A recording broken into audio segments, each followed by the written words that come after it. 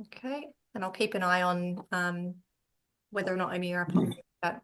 Over to you, Lauren. No worries. Well, welcome everyone. It's so lovely to see you all. Matt, Dan, lovely to see you again as well.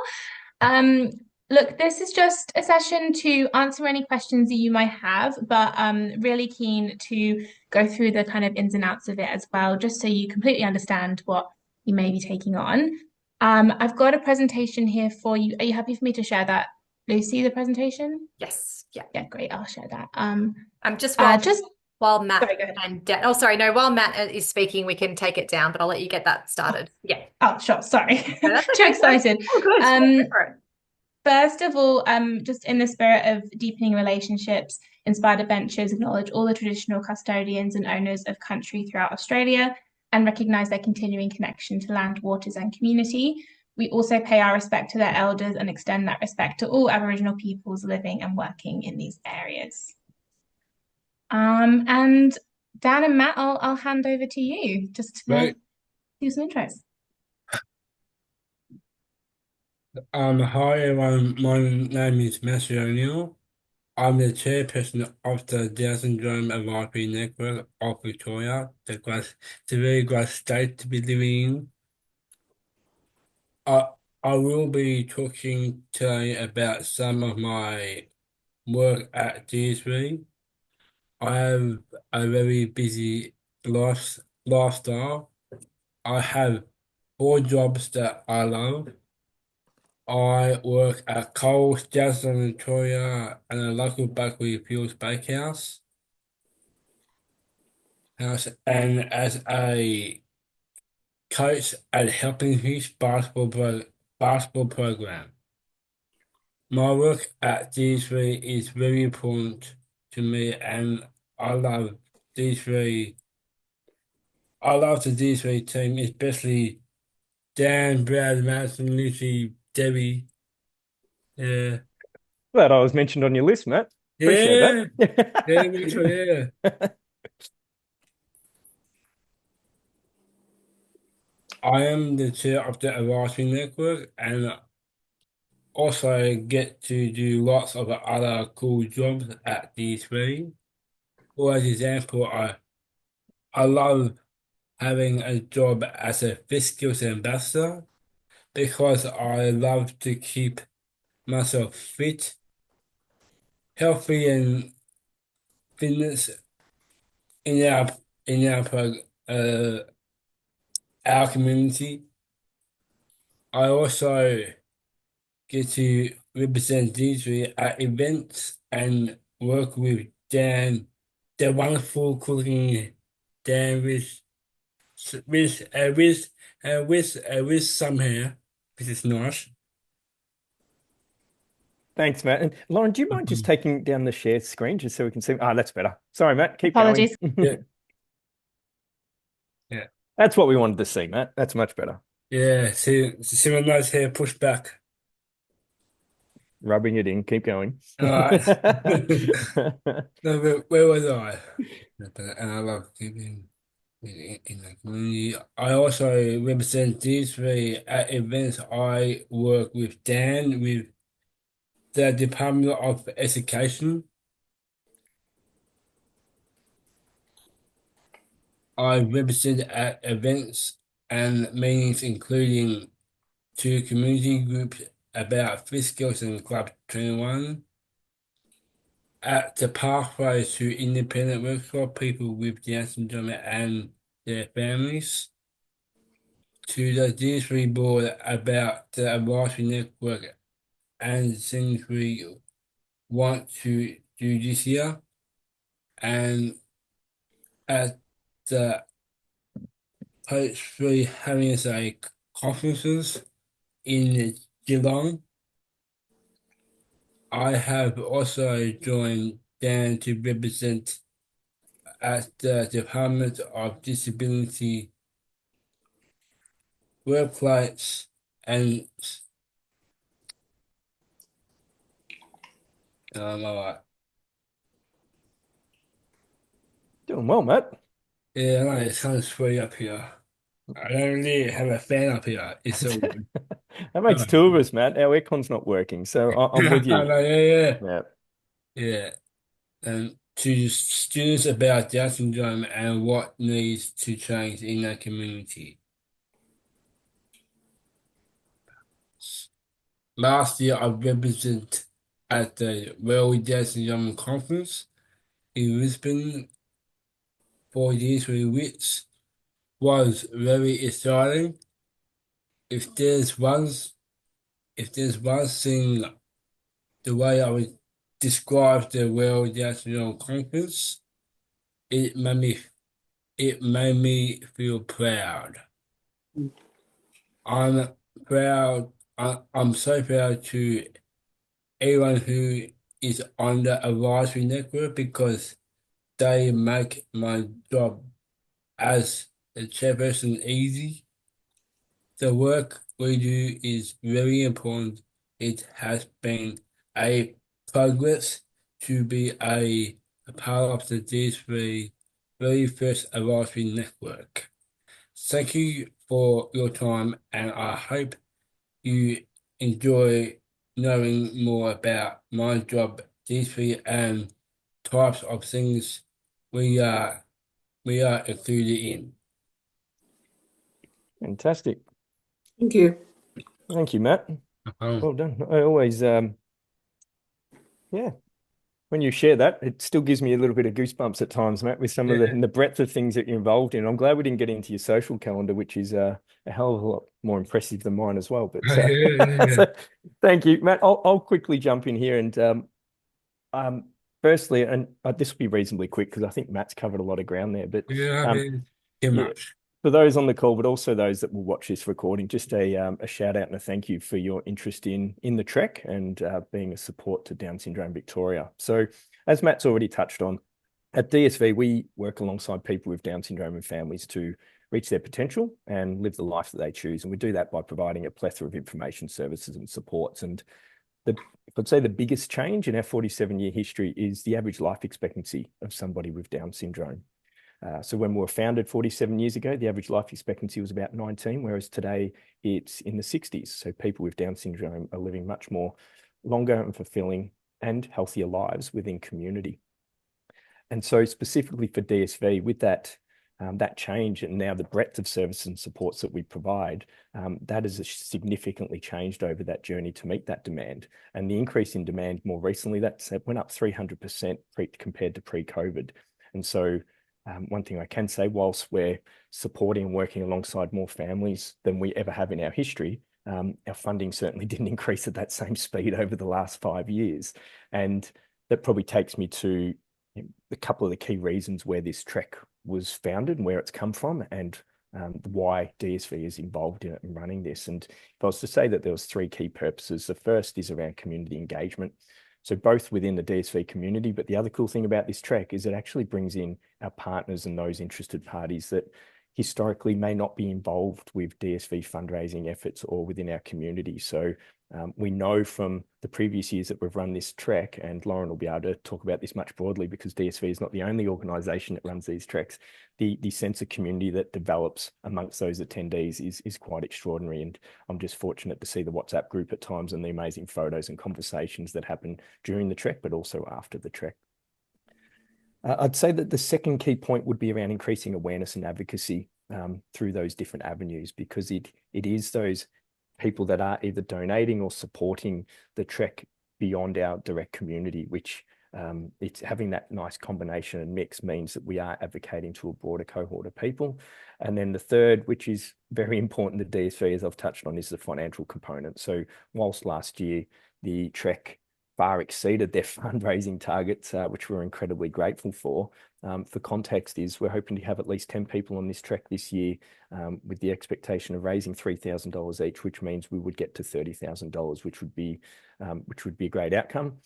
Obviously, if we raise more than that, that is an absolute bonus. But heading into next financial year, for context of that, is we're staring at a pretty significant deficit. And that is a combination of a few things, continuing to meet that increased demand. So the more people that we support and engage and help, the more expensive it is. Yet that is why DSV exists. So without the incredible support of donation and fundraising efforts, we simply would not be able to meet that increased demand. And then there's additional things that we're wanting to do. So the work that Matt touched on around the advisory network, a portion of the funds raised will actually contribute to those opportunities for the advisory network, as well as family support and adult support. And I don't know if I'm jumping ahead here, Lauren and Lucy, but I'm going to mention that Debbie, who's on the call today, is going to be the DSV rep for this year's trek, who is our manages our family support function. So for anyone that does go on the trek, is going to have a lot of opportunity to connect with Debbie.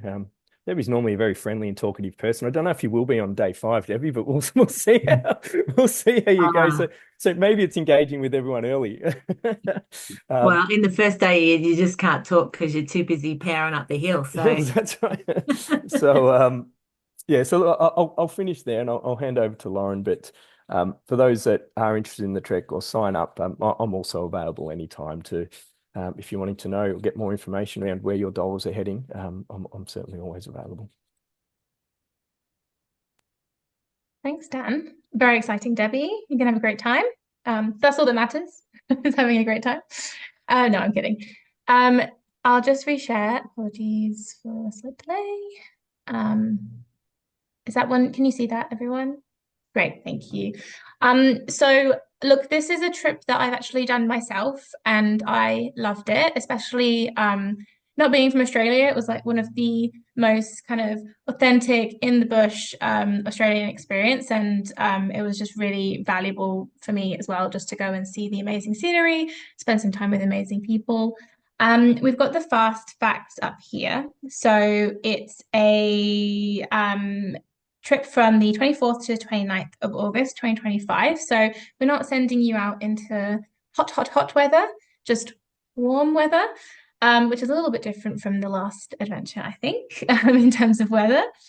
The travel cost for this one is $3,587. Now that is possible to be paid in installments. That's not all at once. And we do encourage that installment as well. It just makes it a bit more manageable. And you can kind of work alongside whilst you're doing your fundraising as well to just in small chunks work towards that.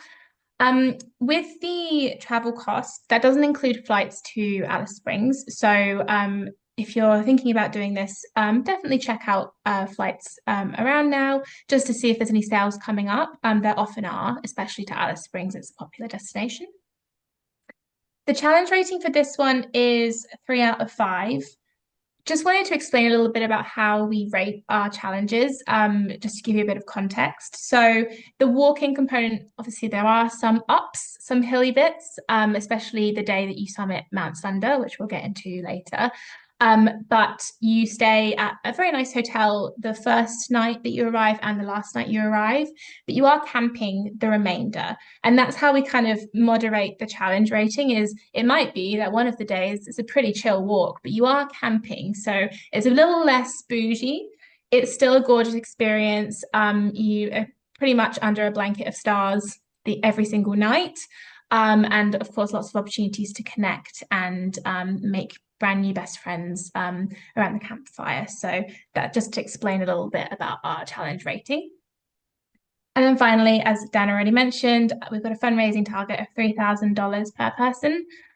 Inspired Adventures are here to help you with your fundraising. We understand that not everyone is naturally a fundraiser and does it every day.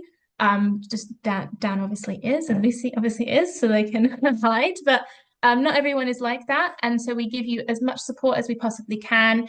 We run fundraising workshops. You'll have a dedicated fundraising coordinator from Inspired Adventures who you will probably be sick of hearing by the end of it. She's a very keen beam when it comes to supporting and making sure you're ready.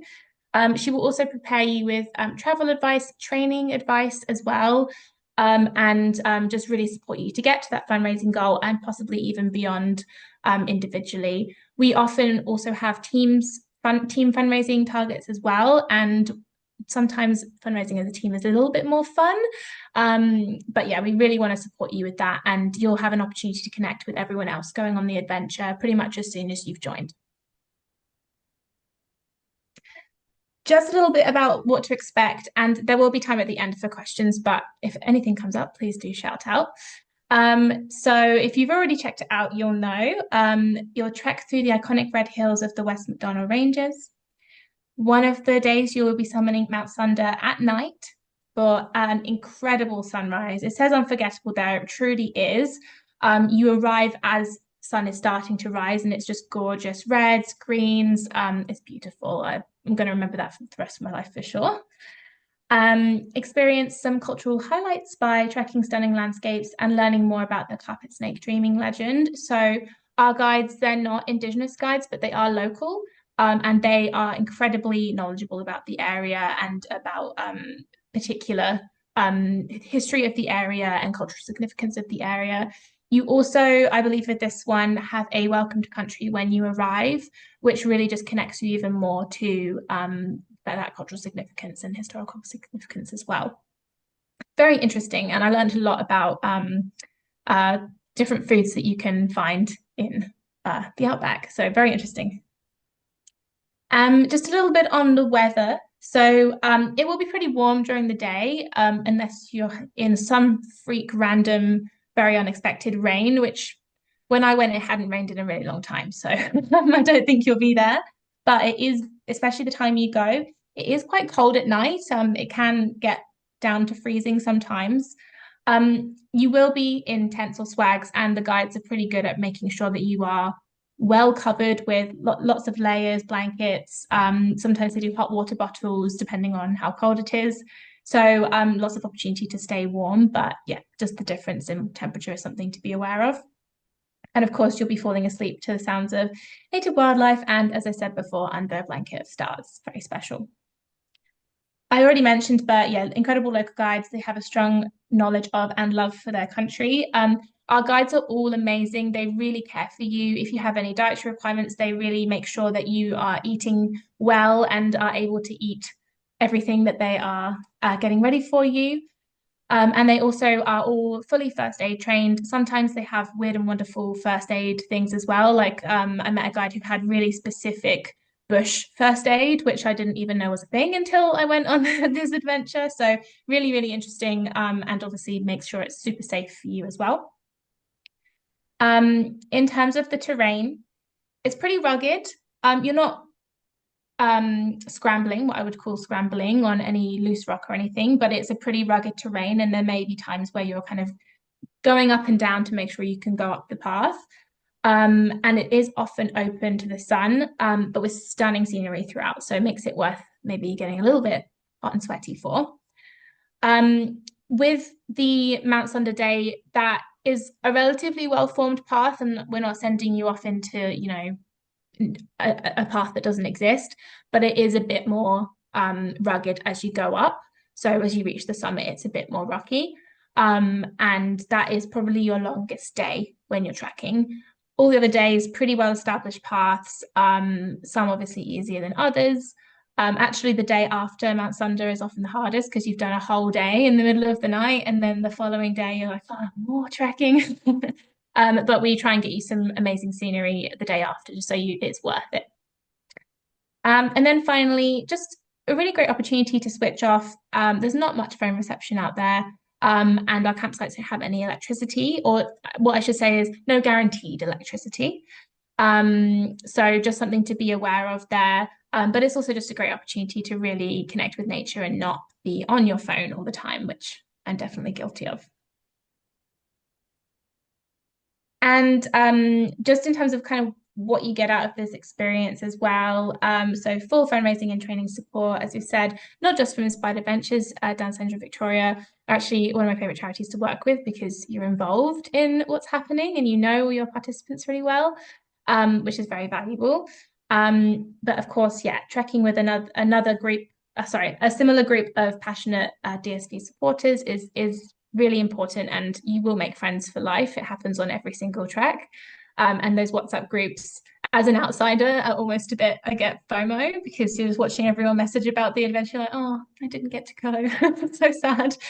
And then, of course, as Dana has already mentioned, raising funds for advocacy, support of Victorians with Down syndrome, so that everyone can reach their potential and live the life they choose. Also, side bonus is that in your training, you will certainly get fitter and you'll have an incredible sense of accomplishment, especially on that Mount Sunda day where you've been trekking for a few hours in the dark. It's just such an amazing feeling and sense of achievement. Look, this isn't a very long slide because the itinerary notes are pretty in depth, and I didn't want to bore you by going into every single day. But I would recommend checking out the itinerary just so you know where you're going, what sections of the trail you're doing. The Larapinta Trail is actually hundreds of kilometers long, so you're not doing the whole thing. You're doing what we would say the highlight sections, so the best sections of the entire trail. So it means that over, excuse me, over really 4 days of trekking, you're getting the best bits. Sorry, I've already been talking a lot today because I just yapped, so apologies for my gravelly voice. But mainly when you arrive on the first day, there's no trekking on that day. It's just settling in. You'll have your briefing with your guides and your welcome to country on that day. Day 2 is just 14 kilometers, so it's a little bit, but it's not the most that you'll be tracking. And that's more of a kind of again, settling in trekking, getting to know the area, getting to know your speed, getting to know the rest of your group, and seeing some amazing things as well. Then on day 3, 1 more K longer, so 15 Ks on that day. Almost Gorge is beautiful. Really worth a visit, and Glen Helen Gorge as well. Actually, sometimes there's campsites there, so beautiful place to stay and rest and see the sights. So you'll get an opportunity there. And there's also places where you can swim sometimes along these routes. So depending on the weather, again, definitely an opportunity. And usually our guides will let you know if there's an opportunity to swim on that day. As I've mentioned already, the Mount Sunda climb is on day 4, and that will be a pretty long day. But because you're starting really early, you'll be finished usually by midday. So you'll be back at the bottom by midday. Because we want you to get up for sunrise, and then by the time you're back down, you're done. You just have to relax the rest of the day. You can sleep, you can eat, you can enjoy the company, whatever you'd like. And then your final day of walking is pretty relaxed. It's not as long. It's 9 kilometers because we know you've worked really hard on that Mount Sunda day. So give you a bit of a break. And then you get taken back to Alice Springs, have 1 more night in Alice Springs, and then you can depart really any time after breakfast. Some people do like to extend their stay to do other things in the area. Uluru is only a 4-hour drive away if you fancied making a real trip of it and going to see some of the more iconic sites of Central Australia. But yeah, there's lots of things to do, so definitely check it out. I'll just go over the inclusions. So within that travel cost that I mentioned at the beginning, you have your transfers as per the itinerary. So once you're in Alice Springs, the guides transfer you to the different sections of the walk and obviously to the campsite on that first day. Your accommodation is in 4-star hotels on the first and last night. And then in swags and tents based on twin share, the whole thing's based on twin share, I should say. If you do opt for a swag, and that's an option, you'll obviously be alone. It's just a single swag, but the tents and the hotels are twin share. Sometimes there is single supplement available at an additional cost. So if you know that you would rather just be on your own, you can request that and we'll let you know if that's available. All meals as per the itinerary, you'll be really well fed. They usually provide you with additional snacks as well. They just want you to have enough energy, the guides, to trek and to not be starving hungry. So that you're pretty well provided, and yeah, any dietary requirements are catered to as long as you let us know that you've got dietary requirements. You'll be well provided with water on trekking days as well. We recommend that you bring carrying capacity for at least 3 liters of water. That could be a water bladder, like a camelback, or individual water bottles. I prefer the camelbacks because they have the little straws and you don't have to take a water bottle out each time. You can just have it, hanging over your shoulder ready to drink. But yeah, you'll be provided at the beginning of the day with all of your water you'll need for the trekking portion. And then, of course, when you come back to campsite, there will be more water for you to have in the evening. Your local guides are included in this cost, and then any entrance fees. There are certain parts of the park where, like the national park, where you need to pay an entrance fee, so that's covered within this travel cost as well. And then just finally exclusions, sorry. So as I said before, the flights aren't included in that cost. So definitely recommend checking out some flights now, seeing if there's any sales coming up. Your airport transfers, to be honest, it's about a 20-minute drive maximum from Alice Springs Airport to the hotels that you're staying at. So you can get a taxi. If you're all arriving at the same time, then you can share a taxi. So there's only a certain amount of flights that go in and out of Alice Springs anyway each day. So it's likely that at least one of two of you will be on the same flight. Travel insurance isn't included in this, but it is highly recommended just for things like lost luggage or delays and things like that, where we just want to make sure you're covered. So we do highly recommend it, but it's not compulsory. And then any additional things like soft drinks, alcoholic beverages, personal expenses, and then tips and gratuities, which aren't expected, but they're also not included in the cost. With alcoholic beverages, I just want to, I obviously don't know your guys' drinking habits. I just want to flag that Alice Springs have particular rules around when you can purchase alcohol and things like that. So I would recommend if you want to have, a bottle of wine whilst you're camping, that's absolutely fine, but just check the rules before you go to make sure you're buying on a day where it's allowed, essentially. And that's completely normal as well. If you do want to share a bottle of red wine around the campfire, really beautiful experience. So yeah, people have done that before. We actually had a group of guys who bought an entire esky full of beer for the for the experience. I don't know how they went with trekking, but I'm sure they had a great time. And they really bonded. So I think what we'll do, we'll make that the carrot at the end of the trip when you get back to your 4-star hotel, Debbie. No, but there's lots of opportunity, and like I don't drink, so I had soft drinks, so it's completely fine. And usually the guides will make sure there's a little bit of space for anything additional you're bringing. So yeah, just chat with them and say, hey, is everyone on the bus for this huge bottle of lemonade or whatever it is, We want you to have a good time. They also gave us marshmallows around the campfire, which I'm a big fan of because I love sugar. But they really want you to have a good time. Look, it's not a long presentation. I'm really keen to answer any questions though. And if I don't know the answer, then I will be able to get back to you very quickly by the end of tomorrow at the very latest. But I'm hoping that I'll know any answers. Any questions? Brendan, you said you had questions. Oh, yeah. Some of them are just Tintax, really. Just with the flights from Melbourne to Alice, do people generally go up on a Saturday, or is it? I think with the gathering on Sunday, is it 2:00 in the afternoon?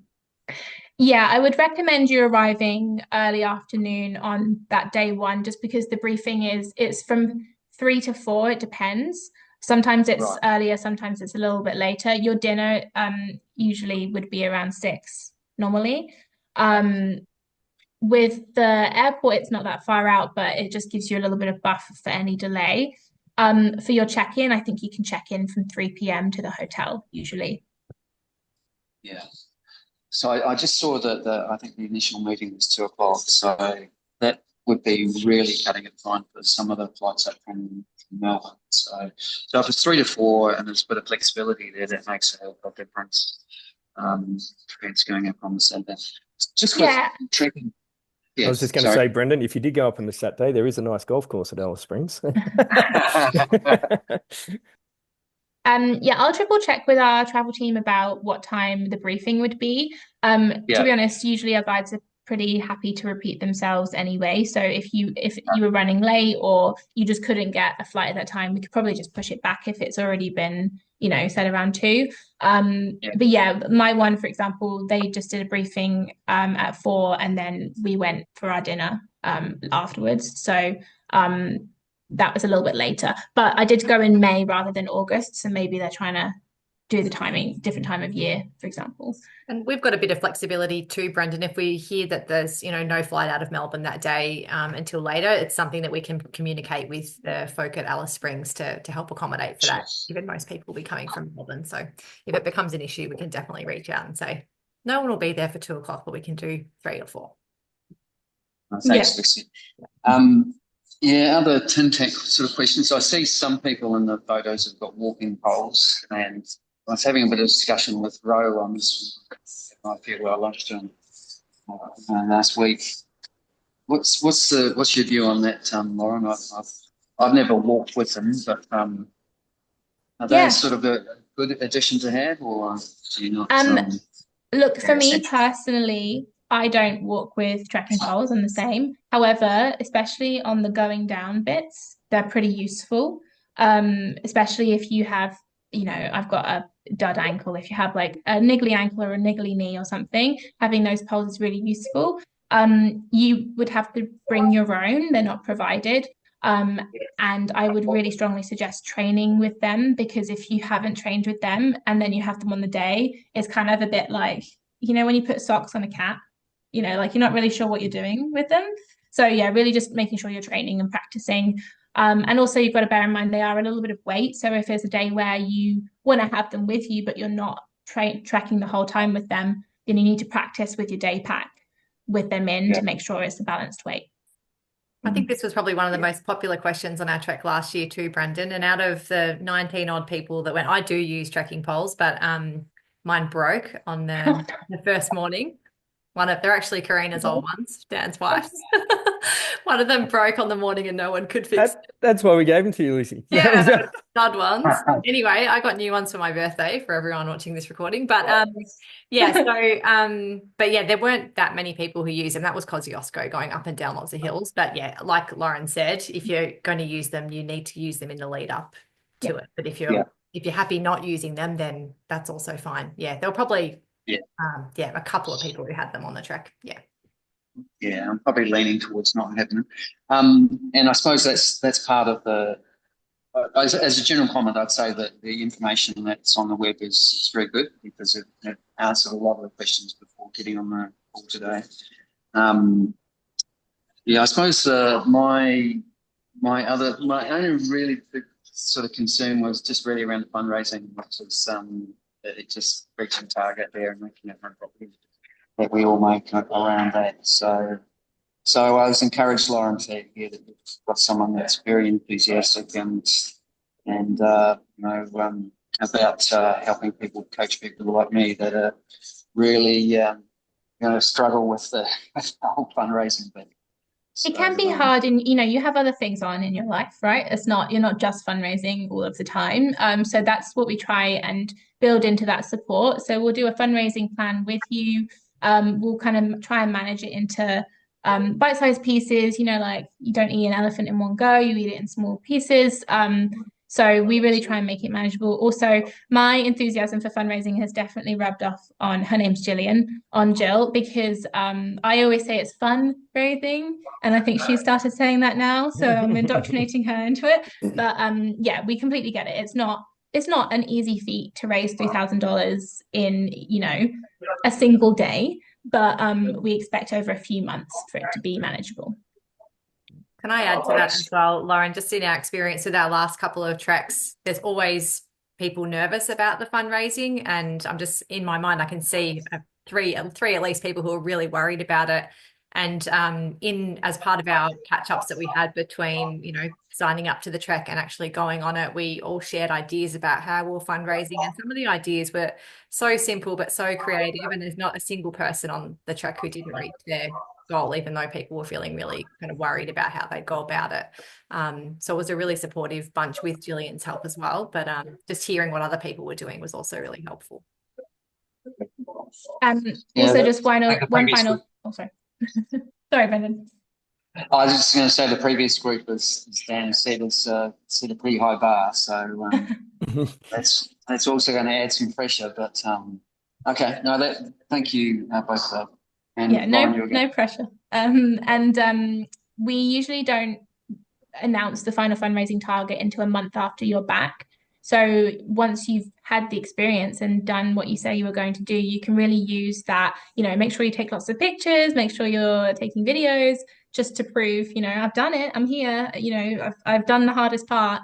It just really helps with your wrap up for fundraising. It's just, proof that you have done the challenge and had a great time. Maybe you shouldn't tell them you've had a great time, but but yes, you've done it, right? And people usually donate again when they've seen that you've done what you said you were going to do. Well, I saw the preference is to have the reach target before you go rather than. But it's interesting to hear, Lauren, that you're talking about afterwards as well. So I suppose that takes the pressure up a little bit as well. Yeah, look, we'd love if you hit the target before you go. That's amazing and incredible. You can also still fundraise past that target, right? So let's say you've already hit your 3,000. A little bit extra afterwards is only going to be helping DSV. Yeah. So yeah, but whatever we can do to help. And yeah, Lucy is always here to chat as well. If you need a little bit extra time or need some help with an event or some resources. Okay. Thank you for that. Any other questions? Anyone else? Or Brendan, if you have another one, that's also fine. I was just going to say, I'm going to, once I get my earpiece back, I'm going to head off. I've got a friend on the putting green at the moment, so I'm going to go and rescue him. Dan, I'm in training for next Friday. Fantastic. Looking forward to it, Brendan. And I'm thinking your fundraising is going to be easy because it's going to be connected to golf. So I'll be there, Brendan, as well. I'll bring a few friends with me. Okay. All right. Thanks, Brendan. Appreciate it. Okay. Cheers, guys. Thanks for setting it up. How are you feeling, Julie? I think you're just on mute. Yeah, hi. I guess I'm putting out feelers because my husband and I would both like to do this walk, but he has some pretty dodgy knees. So, he'll have to look carefully at the route and the amount of climbing and stuff that's required before we could confidently participate. Yeah. He definitely uses walking poles already.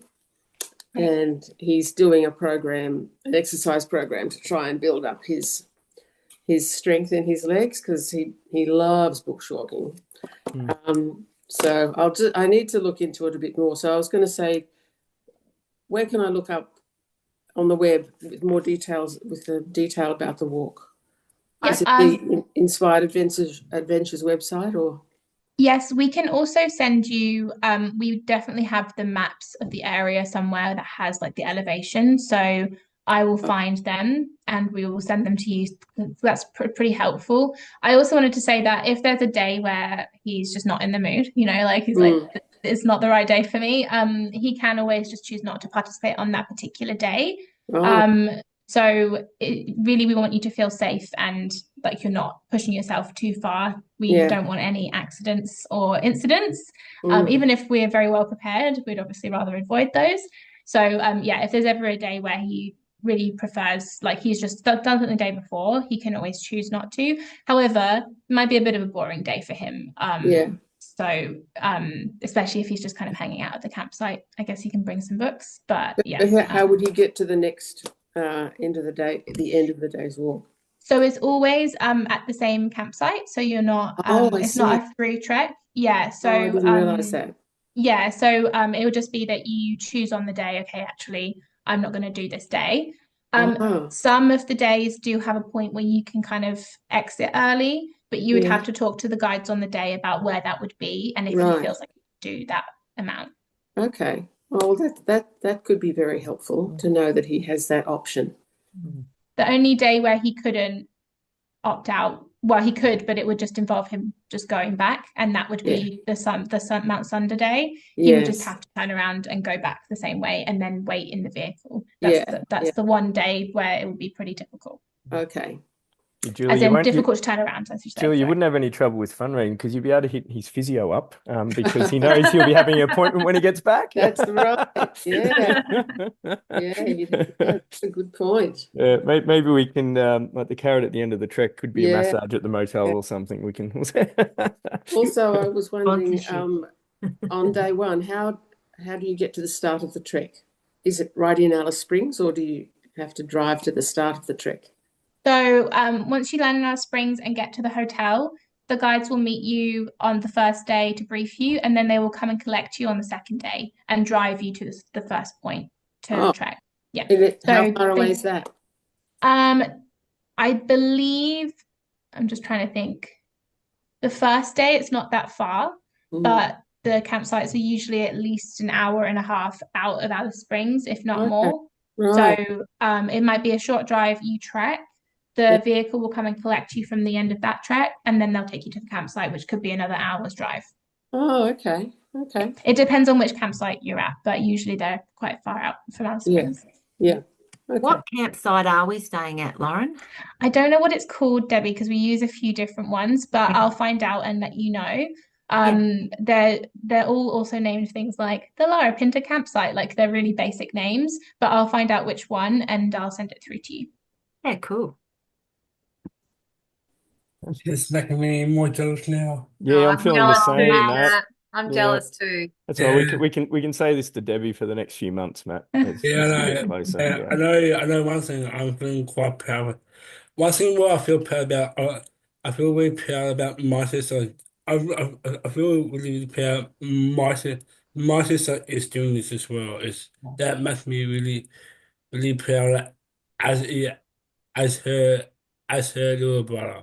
Yes. Mm. Yeah. Caitlin couldn't make it to today's session because she's hiking in Tasmania at the moment, but she's She would probably does warm me up with this challenge. Yeah, that's right. a bit of a warm-up. So well done, Caitlin, for when you Yeah, absolutely. yeah. Fantastic. Merci, I'll give her a big hug. Yes. Cool. Thanks, Matt. No problem. Very good. And so she's a big sleeper though, so you better watch her back. So take the alarm clock, Debbie. I think that's what Matt was just saying. Yes. On that 3 a.m. morning, you might have to go and shake Caitlin's tent. Yep. I don't think we'll be missing it on that morning, Matt, when we're in bed. Yep. No. No, Pretty hard to sleep actually on that day because you're like excited. So you actually waking up early isn't so bad because you're ready. Yeah. That was me anyway. I don't know about everyone else who did it, but yeah. So, Lauren, and other times of the year when they're hiking that trail, a lot of people do it during the night. Is that and there's the possibility of the weather being really hot, is that an option for the group? Is that going to be something that's going to be discussed with the guides each day as to what time the start time is? They'll let you know when they're starting. That it's not really like a group decision. And the reason is that the guides will watch you over the first couple of days to pace you. So they know, okay, this group is going to do it in 5 hours and they'll be really quick and it'll be really easy. Or, our people are, taking it easy, taking it at their own pace. So it might be a little bit slower. And that's what will decide what time we start on that Mount Sonder day. So we say 3 a.m., but it could be a little earlier. Usually you'll have started by 3 a.m. Okay.